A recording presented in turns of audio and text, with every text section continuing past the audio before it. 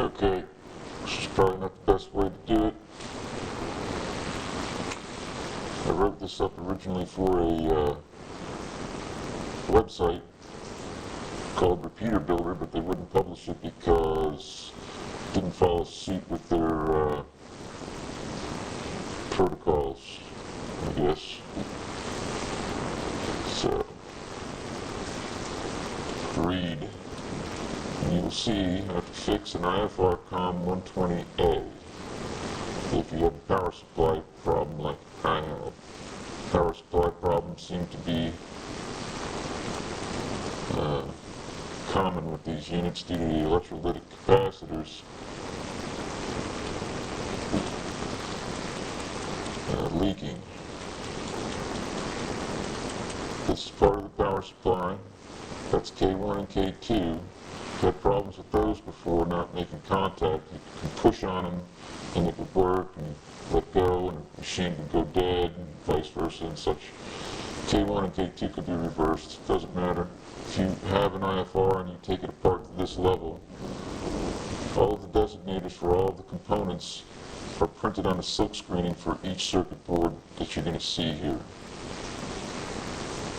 I tried to label them, but it's very difficult doing this through Word. Like I said, this ain't the right way to do it, but let's get to the point now. I'd just like to share this. It might help somebody else. So, read.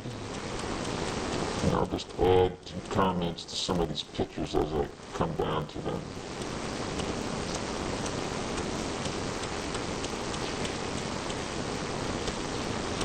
T1 is in the middle. That one was squealing. Was the initial problem. I went to power this thing up. She started squealing, as the text indicates. But T1 is not the problem, but it was squealing.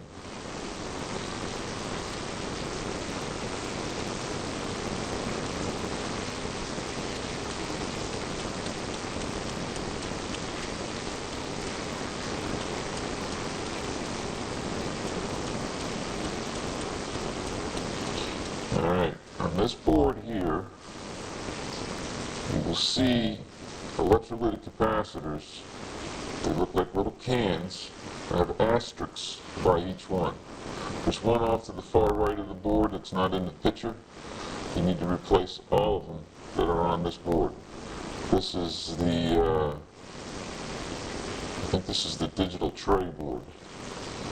The baseband board, years ago I had somebody replace every single one of the electrolytics. And this is the can electrolytic capacitors. Once they were off, if you look at the bottom close, again these pictures not the best, you can see the corrosion between contacts after the electrolyte has leaked out of these. Very corrosive. And you see in the board above, you can actually, I'm going to go back up again, you can actually see, maybe not in this picture, but get my mouse in there, you can see on the board all along this area here where they leaked. See the shiny here? Then it gets dull all around these capacitors. Well, that dullness is actually the electrolytic juices contaminating the board, and they will corrode up all of the traces, all of the components. It's very destructive. If you have an IFR COM120, I highly suggest you take it apart and see if they're leaking and replace them before it happens. Because after the fact, depending on how bad it gets, you can end up destroying the board. You won't be able to fix it. Or you'll make your fix 10 times harder at the very least, and be prone to intermittence. Now these are some of the bigger electrolytic capacitors. You can see right on the bottom there, the shiny and the dull. The shiny is the juice. They just leak. Very leaky, juicy, disgusting things. It's no good. It's bad for everything. Now there's also there's a few chokes across these power supplies. Be very careful. You break the wire, you'd be rewinding it by hand because there's no way of telling what the millihenryage is of these. I had to rewind this thing by hand. Yeah, that was fun. More sarcasm.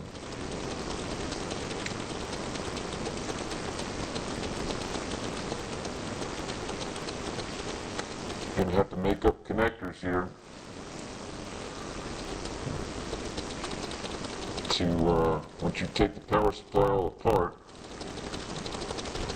show you here, it should come up.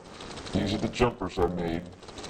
Power pole sells these connectors, and you just, wire them up till you got them. So when everything's apart, you can connect everything and then power it up and still have access. As the picture here will show, there's three parts to the main power supply plus the can off to the left. And the service monitor there was to the right. There's another picture. I had it hooked up. And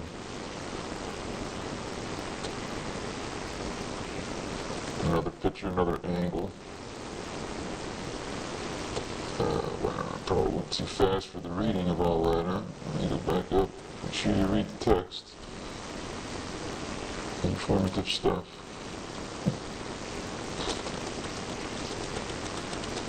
It's probably not going to come out anyways.